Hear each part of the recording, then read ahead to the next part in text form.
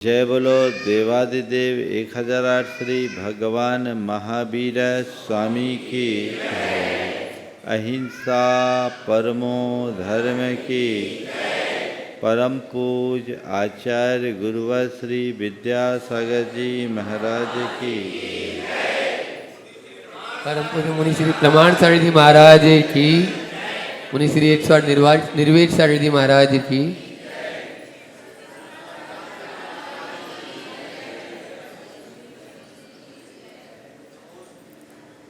हमारे जीवन में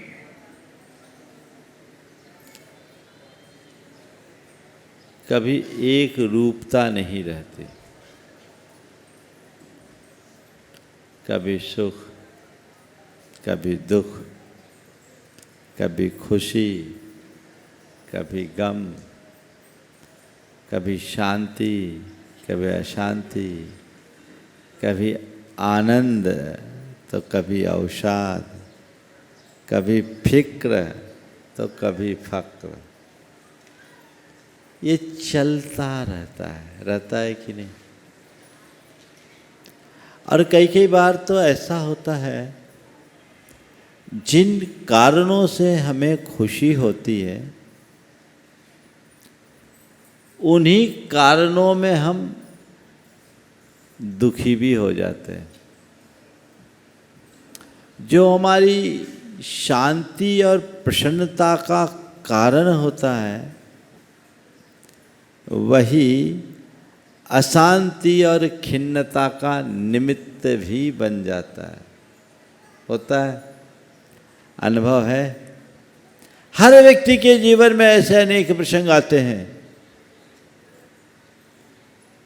और उनके कारण हमारा चित्त हमेशा आंदोलित होता रहता है, उद्वेलित होता रहता है। एक दो प्रसंग से मैं अपनी बात की शुरुआत कर रहा हूं और आज के संदर्भ की 4 बातें आप सबसे करूंगा।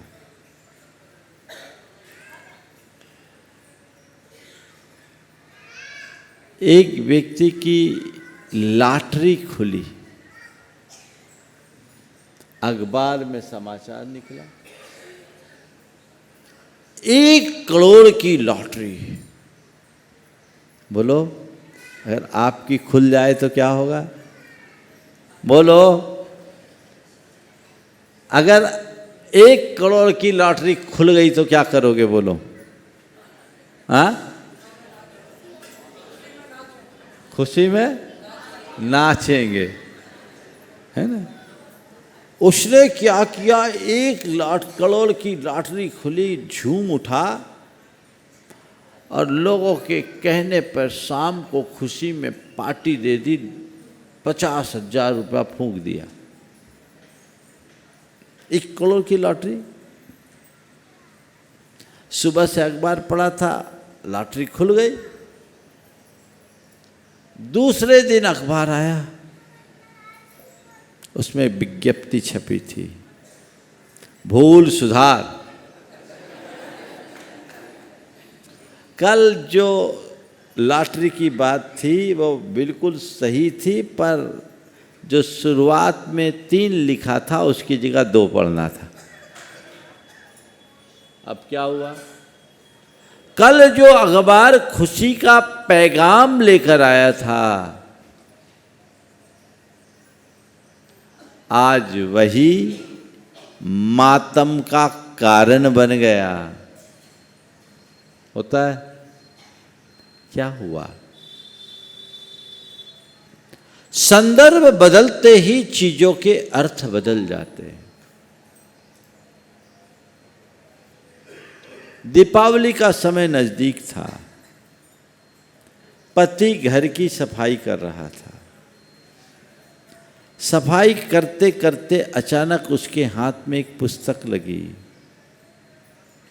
उसने उस पुस्तक को पलटा तो उसमें एक चिट्ठी निकली और वो चिट्ठी 30 बरस पुरानी थी, जो कभी उसके पत्नी की प्रेमी ने उसकी पत्नी को लिखा था। पत्र पढ़ा अंदर आग लग गई। अच्छा ये बात है, मैं तो इस पे जान छिड़कता था, ये तो पूरी उल्टा निकली इसकी असलियत, ये इसका चरित्र। यही होगी ना कोई प्रतिक्रिया। हाँ, कल तक जो प्राण प्रिया थी, अब आंखों को चुभने लगी। पत्नी वही है, पत्नी का व्यवहार भी वही है, लेकिन कल तक जो प्राण प्रिया थी, अब कष्टदायिनी लगने लगी। क्या बदला? केवल मानसिकता बदली। कुल मिलाकर निष्कर्ष यही है कि हमारा सुख दुख बाहर की परिस्थितियों पर कम, हमारी मनस्थिति से ज़्यादा जुड़ा है। चाहे भौतिक सुख हो अथवा मानसिक सुख, दोनों प्रकार के सुखों के साथ एक सीमा है। भौतिक सुख दुख और मानसिक सुख दुख क्या है, थोड़ा इसे भी समझ लो। मानसिक सुख दुख, किसी ने हमें दुर्वचन कहा, हमें कष्ट होता है कि नहीं? हाँ, कोई कटु वचन कहा, चुभ गया। लेकिन वही दुर्वचन सड़क चलते कोई पागल कह दे तो चुभता है क्या? गलागोटा में एक आध पागल है कि नहीं? हाँ, घूमता होगा हर गांव शहर में। अगर सड़क चलते तुम्हें वो कभी गाली दे दे, बुरा लगता है क्या? हाँ, नहीं लगता। और वैसे शब्द, बल्कि उसकी अपेक्षा कुछ अच्छे शब्द भी कोई दूसरा कहे तो, शब्द सुनने से, कटु वचन सुनने से मन को संत्रास मिलता है, ये कहना क्या सही है? बोलो, नहीं है ना? क्यों? कटु वचन कहने से मन को संत्रास, कटु वचन सुनने से मन को संत्रास मिलता है, तो उस पागल के वचन से भी क्षोभ होना चाहिए।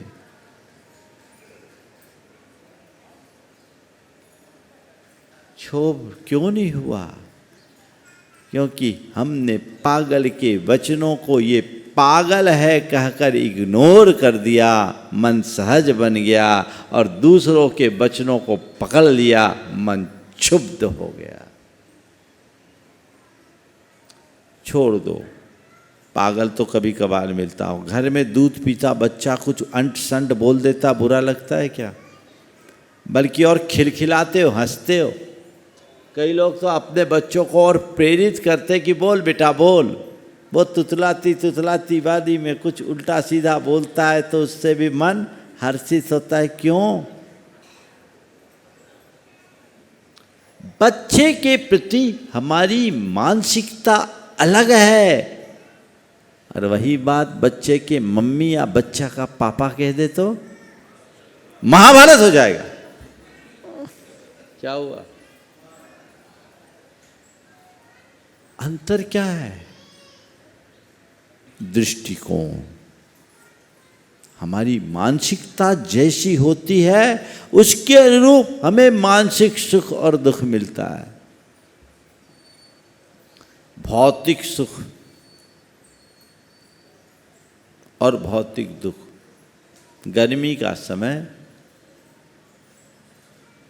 अगर कूलर एसी में बिठा दिया जाए तो सुकून मिलता है कि नहीं? हाँ, बढ़िया।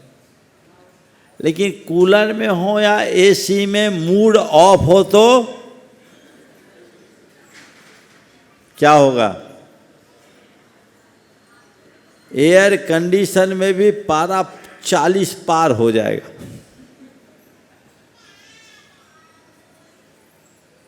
तो उस एयर कंडीशन ने तुम्हें सुख पहुंचाया, ये धारणा सही है या गलत? एयर कंडीशन तुम्हें सुख देगा तभी जब तुम्हारी मेंटल कंडीशन ठीक हो। और मानसिकता अच्छी हो तभी। कहीं कोई मैच वैच तो नहीं चल रहा? आईपीएल तो नहीं चल रहा है? चल रहा है। तो इस आईपीएल को देखने वाले लोग भी जाते होंगे, पूरे पेवेलियन में बैठते स्टेडियम के। वहाँ कोई छाया रहती क्या? वहाँ धूप लगती कि नहीं लगती? वहाँ 40, 42, 44 टेम्परेचर में ही चलता। भारत में ही हो रहा है, कहीं और ठंडे प्रदेश में हो रहा है? हाँ, तो क्या हो रहा है? कितना टेम्परेचर रहता है? दिखाता भी होगा। और देखने वाले भी और खेलने वाले भी धूप में आनंद ले रहे हैं। तुमको बोले कि क्या 15 मिनट वहाँ धूप में बैठ के प्रवचन सुनो? नहीं चाहोगे। और वहाँ पैसे दे के धूप में बैठे, पैसे दे के जा रहे ना। क्या हो गया? धूप में आनंद है, बोला है कि नहीं? तो जाओ धूप में बैठो, आनंद ही आनंद है। हाँ, धूप में भी आनंद है, बशर्ते हमारा मन स्वीकार ले। और एयर कंडीशन में भी आकुलता है यदि मन अस्वीकार करे। तो खेल किसका है? हाँ, मन का है ना? खेल किसका है? मन का है। तो हमें क्या करना है? एक कला विकसित करनी है। एक कला विकसित करनी है। वो क्या है? अपने मन को बदलने की। एक शब्द है मूड और एक शब्द है मोड। क्या है?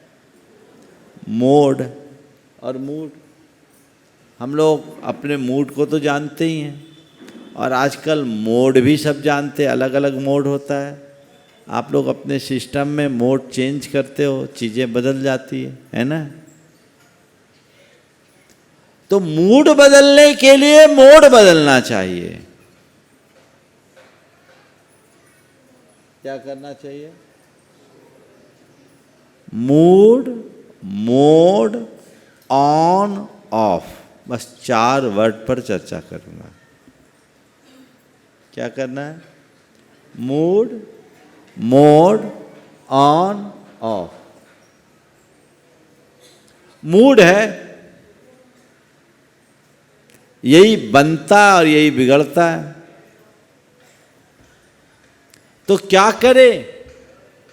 मेरा मूड हमेशा स्थिर बने रहे, उसके लिए क्या करे?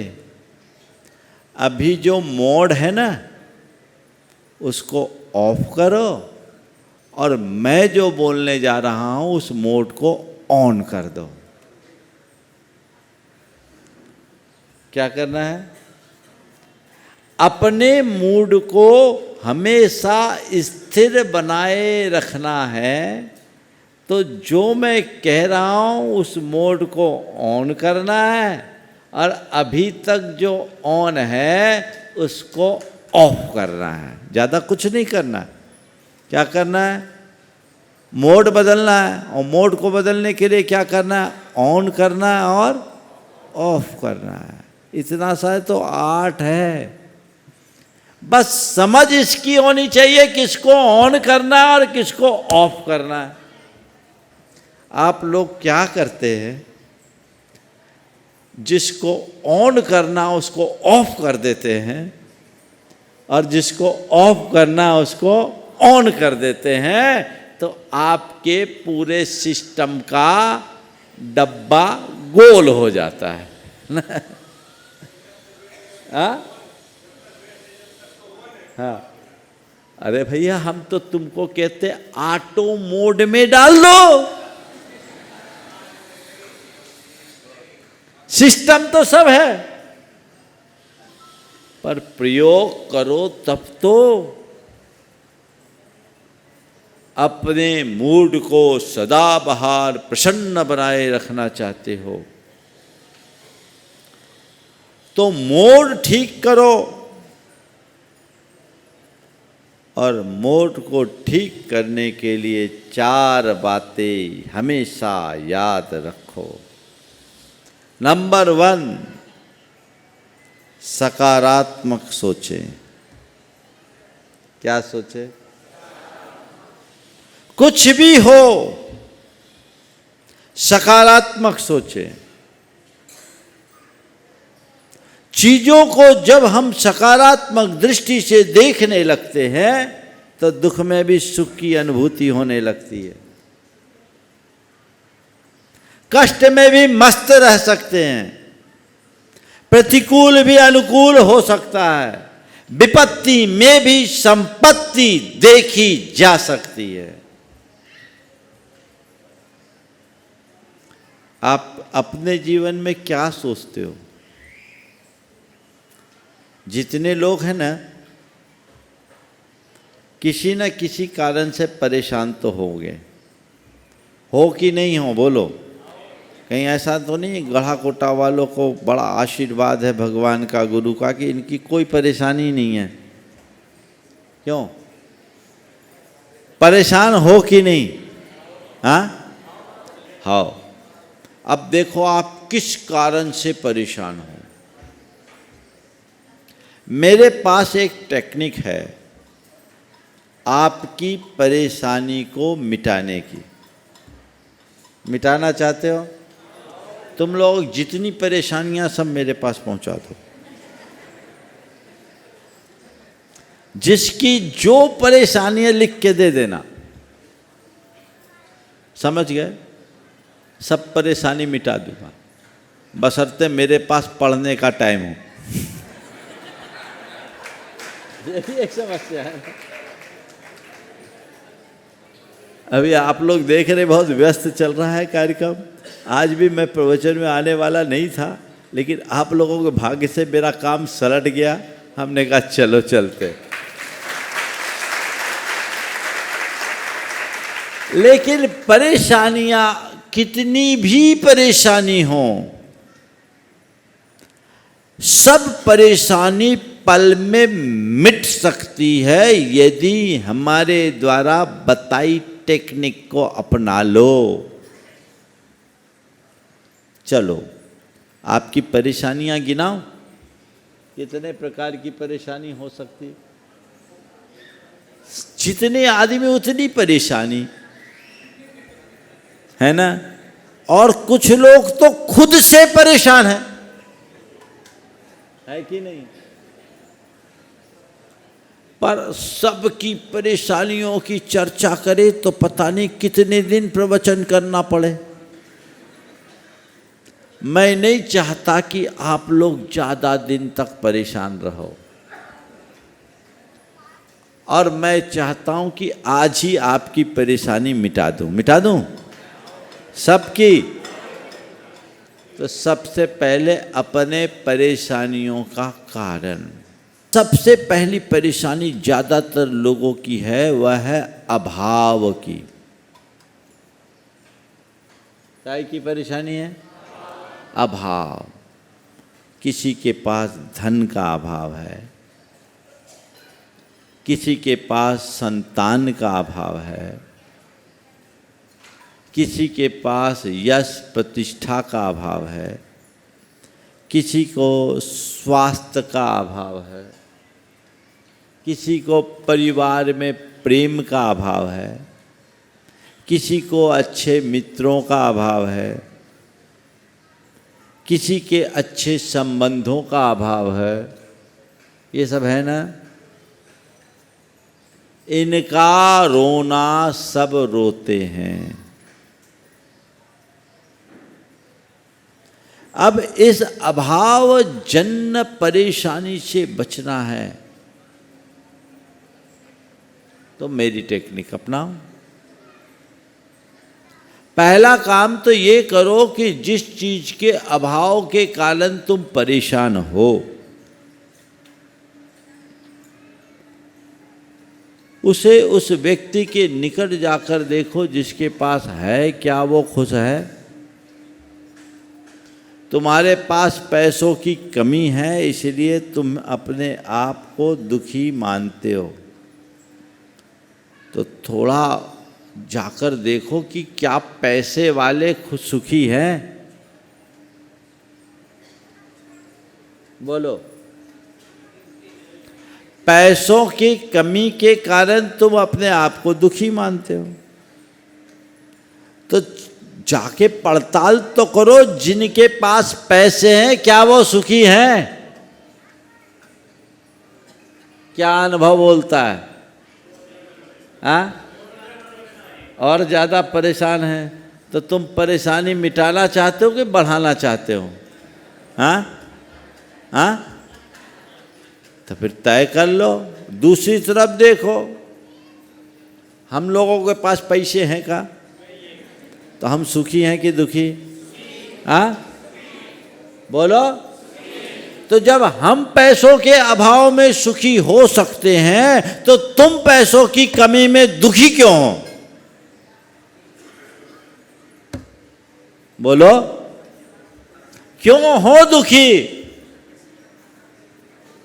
और बताओ भाई, हमारे पास तो एक धेला भी नहीं है। तुम कितने ही गरीब हो, कुछ न कुछ तो होगा। तो अपनी पड़ताल कीजिए कि हम दुखी क्यों हैं।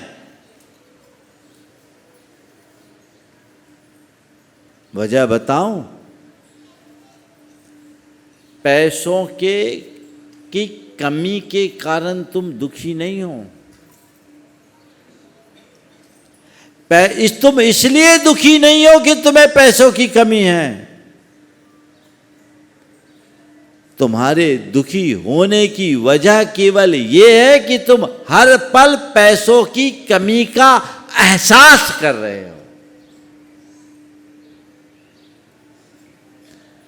महाराज, ऐसा कोई रास्ता बता दो कि पैसों की कमी का एहसास न हो। ऐसा रास्ता बता दो कि पैसों की कमी का एहसास न हो। बड़ा सरल सा रास्ता है, ज़्यादा कुछ नहीं करना। थोड़ा अपने से नीचे वालों को देख लो तो पाओगे उनकी अपेक्षा मैं बहुत अच्छा हूँ, अभी सुख होने लगेगा। ये सकारात्मकता। जब तुम औरों को देखोगे, अपने से ऊपर वालों को देखोगे, दृष्टि नकारात्मक बनेगी, तुम दुखी हो जाओगे। और जब अपने से नीचे वालों को देखोगे, तुम्हारी सोच सकारात्मक होगी, तुम्हें लगेगा मैं फार बेटर हूँ, उससे ज़्यादा अच्छा हूँ, भाग्यशाली हूँ। दृष्टिकोण बदलता है, चीजें बदल जाती है। नहीं नहीं, मेरे पास जो है वो पर्याप्त है, कम नहीं। और एक बात ध्यान रखना, पर्याप्त की कोई सीमा भी नहीं है। पूरा जीवन भी हो जाएगा तब तुम पर्याप्त नहीं समझ पाओगे। इसलिए उसका रास्ता कुल इतना है कि प्राप्त को ही पर्याप्त समझो। सोच बदलने से यह भाव अंदर जगता है, और जिसके हृदय में ऐसा भाव जगता है, पल में उसकी परेशानी दूर हो जाती। बहुत सारे पैसे वाले तुम्हें परेशान दिखेंगे और बहुत से साधारण लोग तुम्हें प्रसन्न दिखेंगे। उनकी परेशानी की वजह उनके मन का असंतोष है और इनकी प्रसन्नता का मूल उनके अंदर की संतुष्टि है। सकारात्मकता संतुष्टि देती है। कोई भी जीवन का प्रसंग घटे, उसके प्रति सोच को सकारात्मक बना लो, परेशान कभी नहीं होगे, कभी परेशान नहीं होगे। अब देखिए कोई दुर्घटना घट जाए, परेशान होते हैं, स्वाभाविक है। पर घटना दुर्घटना तो हमारे हाथ में नहीं है ना। यदि उस समय हमारी सोच तात्विक या सकारात्मक बन जाए तो बड़ी सी बड़ी दुर्घटना और विपत्ति में भी हम अपनी स्थिरता रख सकते हैं। एक आदमी के मकान में आग लग गई, पूरा मकान धू धू करके जलकर राख हो गया। लोगों को भी उसके प्रति बड़ी संवेदना और सहानुभूति हुई। कुछ लोगों ने उसे संबोधा, पर वो बड़ा सहज था। उसने लोगों से कहा कि मैं भगवान का बड़ा शुक्रगुजार हूँ, भगवान ने मुझ पर बड़ी कृपा की। हफ्ते भर बाद मैं इस मकान में प्रवेश करने वाला था, हफ्ते भर बाद मैं इस मकान में प्रवेश करने वाला था। गनीमत है कि मकान आग आज लगी। यदि यही मकान यही आग हफ्ते भर बाद लगी होती तो मकान के साथ मेरा परिवार भी स्वाहा हो गया होता। मुझे इस बात का दुख नहीं कि मकान जल गया, मुझे इस बात की खुशी है कि परिवार बच गया।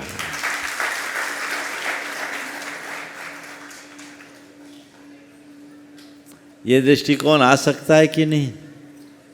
कब आएगा? जब आपकी मोड कौन सी ऑन होगी? पॉजिटिव। अभी कौन सी मोड ऑन है? अभी अब क्या करना है? इसका रिमोट किसके पास है? तुम्हारे पास। अपना रिमोट अपने पास रखो। अभी और एक गड़बड़ी है, रिमोट दूसरों के हाथ दे रखा। देखो अभी तुम्हारी तारीफ कर दूं, तुम बिल्कुल प्रसन्न हो जाओगे कि नहीं? अरे गढ़ा कोटा के लोग तो बहुत बिंदास है।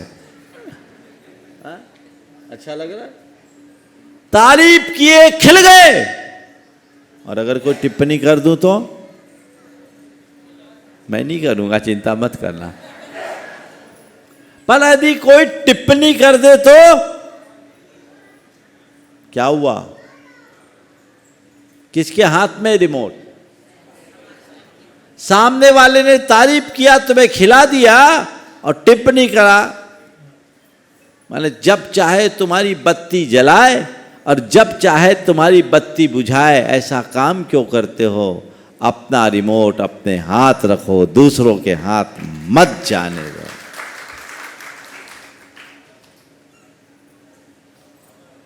तो पहली बात, मुझे पूरी बात करनी, 10 मिनट बचे। क्या करना है? कौन से मोड को ऑन करना है? सकारात्मकता की मोड को ऑन करना है। दूसरी बात, सहन करना सीखे। क्या करें? सहो। आजकल लोगों की सहनशीलता दिनों दिन कम होते जा रही। छोटी छोटी बातों में लोग प्रभावित हो जाते हैं और प्रतिक्रियाएं देना शुरू कर देते हैं, परिणाम स्वरूप दुखी हो जाते हैं। कोई भी कैसा भी दुख प्रसंग हो उसको सहन करो और यदि कोई दुर्व्यवहार हो जाए तो उसे नजरअंदाज करो। ये तीसरी बात, सहन करो और तीसरी बात नजरअंदाज करो। समझ गए? सहन करने के लिए क्या करो? चीजों को सकारात्मक दृष्टि से देखना शुरू करो। ठीक है, हो गया सो हो गया, ये सब चीजें तो चलता ही रहता है। मेरे जीवन में कुछ गलत ना घटे ये मेरे हाथ में नहीं है, पर कितना भी गलत घटे मेरा मन स्थिर बना रहे ये तो मेरे हाथ में है। गुरुदेव कहते हैं सहो न कहो, सही परीक्षा यही आपे में रहो। क्या कहते हैं? सहो न कहो, सही परीक्षा यही आपे में रहो। प्रतिक्रियाएं मत करो, और करो भी तो सही करो। अपने आपे में रहो, आपे से बाहर मत रहो। तुम्हारी धैर्य, समझदारी और संयम की यही परीक्षा है। अगर सह लोगे तो बात संभल जाएगी, कहोगे तो बात मच जाएगी। एक बार एक बहन जी ने शंका समाधान में सवाल किया, बोला महाराज जी हमारे श्रीमान रोज ऑफिस से आते हैं, दो चार बातें कह देते हैं, बड़ा बुरा लगता है। अब मुझसे भी बर्दाश्त नहीं होता, कब तक सहन करूं मैं ये सब। मैं भी दो चार बातें कर देती हूँ, अब बताओ महाराज मुझे क्या करना चाहिए। मैंने कहा ये बताओ शादी हुए कितने बरस हो गए? बोले 22 बरस। बोले ये सब काम कब से चल रहा है? बोले जिस दिन से शादी हुई तब से चल रहा है। हमने बोला 22 बरस से ये सब कर रहे? बोले कर रहे। बोले ये बताओ परिवर्तन क्या हुआ? बोले महाराज जी पहले तो मैं सहती रही, लेकिन अब मुझसे सहा नहीं जाता, अब मैं भी बोल देती हूँ। कहाँ तक सहूँ महाराज ये सब? मैंने पूछा ये बताओ पहले जब चुपचाप सह लेती थी तब में, और अब जब तुम जवाब देने लगी तब में क्या अंतर है? बोले महाराज पहले मैं सह लेती थी तो बात वहीं ख़त्म हो जाती थी, अब जवाब देने लगी तो रात भर शीत युद्ध चलता है। हमने कहा आप बताओ कहाँ तक पढ़ी हो? बोले महाराज मैंने मास्टर्स किया। मास्टर्स किया? हमने कहा तुम्हारे पढ़े लिखे होने का प्रमाण क्या है? समझ में नहीं आ रहा तुमने कैसे मास्टर्स किया। जब तुम्हारा खुद का अनुभव ये बताता है कि सह लेने में बात वहीं खत्म हो जाती थी और कहने से बात बिगड़ती है, तो बिगड़ने वाला काम क्यों करते हो? इतना ही तो समझ है। जहां प्रतिक्रिया का परिणाम उल्टा दिखे सह लो, परिस्थिति विपरीत हो सह लो। ऐसी स्थिति जिसमें जीना मेरी मजबूरी है तो मजबूरी को मंजूरी दे दो, उसमें भी आनंद आ जाएगा। इतना ही तो काम करना है। जीवन में मजा ही मजा है। हम दूसरों के कारणों से कम खुद के कारणों से ज्यादा दुखी होते हैं। क्यों हम उन बातों को पकड़े? सह लो। विष पीने और पचाने की सामर्थ्य अपने भीतर विकसित करनी चाहिए। और एक बात आप सबसे कहता हूं, जो जितना सहन करता है वह उतना समर्थ बनता है। सहोगे तभी समर्थ बनोगे। इसलिए अपनी सहनशीलता को विकसित करिए और हमारी सकारात्मकता सहनशीलता की अभिवृद्धि में बड़ा आधार बनती है। तीसरी बात है, नज़रअंदाज करो, इग्नोर करो। व्यवहार में भी आप कई लोगों की बातों को इग्नोर कर देते हो, करते हो कि नहीं करते? आप लोग तो दुकानदार हो, कई उठपटांग ग्राहक भी आते होंगे, उल जलूल बक देते होंगे, व्यवहार कर देते होंगे, कुछ भी कह देते होंगे। आपने कोई चीज़ दिखाई, आपने दाम बताया, बोले आप तो लूट रहे हो, आपको लुटेरा बोल दिया। क्या करते हो? दांत निपोड़ते हुए कहते हो, बहन जी कोई बात नहीं, ऐसा नहीं है, आपको सही दाम लगा है। हाँ, यही बोलते हो ना। सामने वाले के ऐसे कटु वचन को आपने नजरअंदाज क्यों किया? हाँ, क्यों किया? महाराज ये ग्राहक है, ग्राहक से पंगा लेंगे तो खाएंगे क्या? हमने तो बचपन से ही सीखा है, ग्राहक के प्रति पॉजिटिव रहो और पोलाइट रहो। तो ग्राहक के सामने इस प्रकार की पॉजिटिविटी रखने से पोलाइटनेस अपने आप आ गई।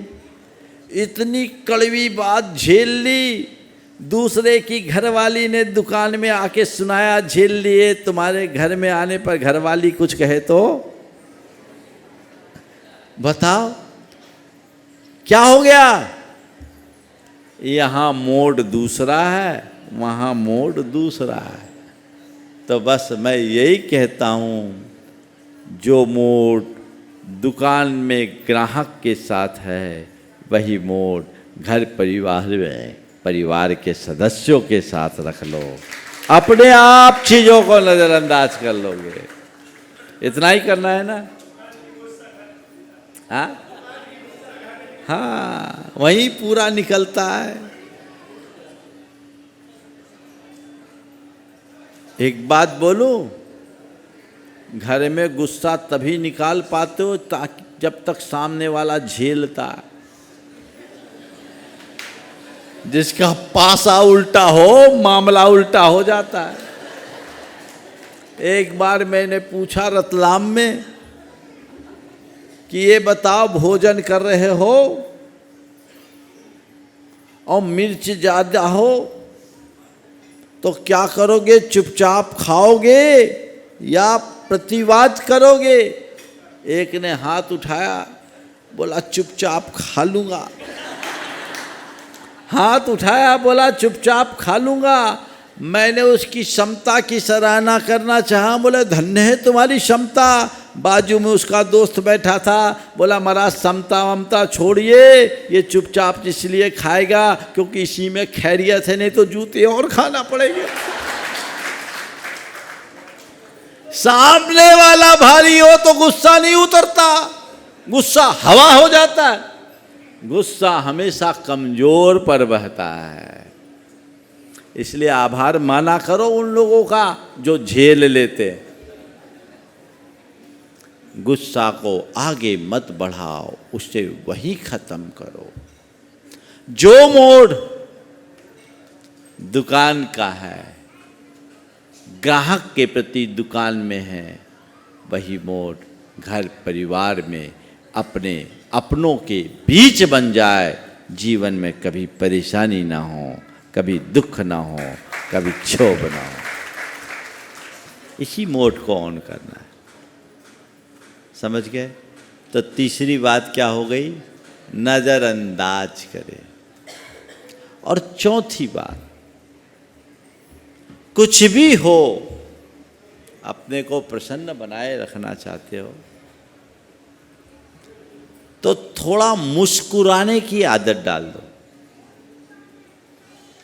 सुबह उठो, आंख खोलते ही मन को प्रसन्नता से भरो।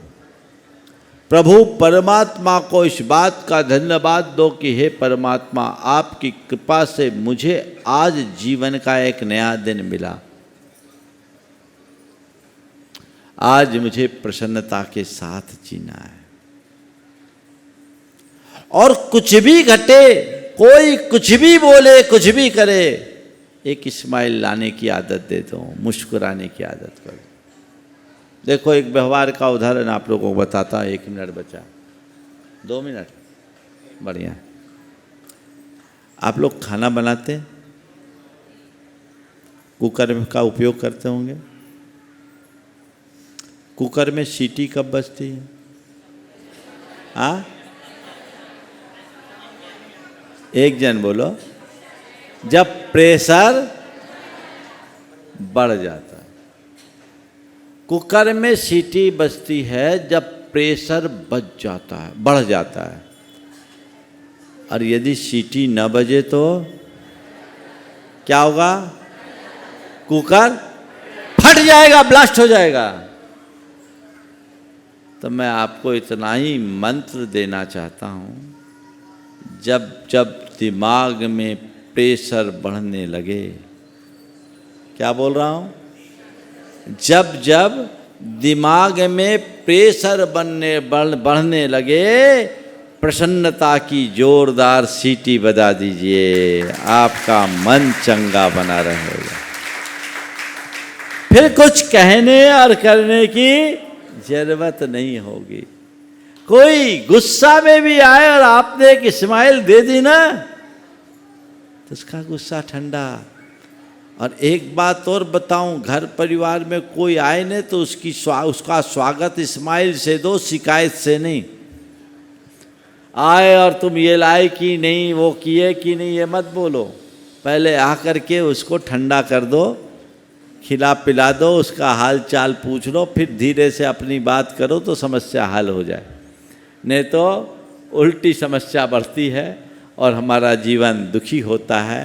तो आज आपको अपने अंदर पॉजिटिव मोड को ऑन करना है और नेगेटिव मोड को ऑफ करना है। मूड सदाबहार प्रसन्न बना रहेगा और हमारा जीवन धन्य हो सकेगा। समय आप सबका हो गया, यहीं पर विराम। बोलिए परम पूज आचार्य गुरुवर श्री विद्यासागर जी महाराज।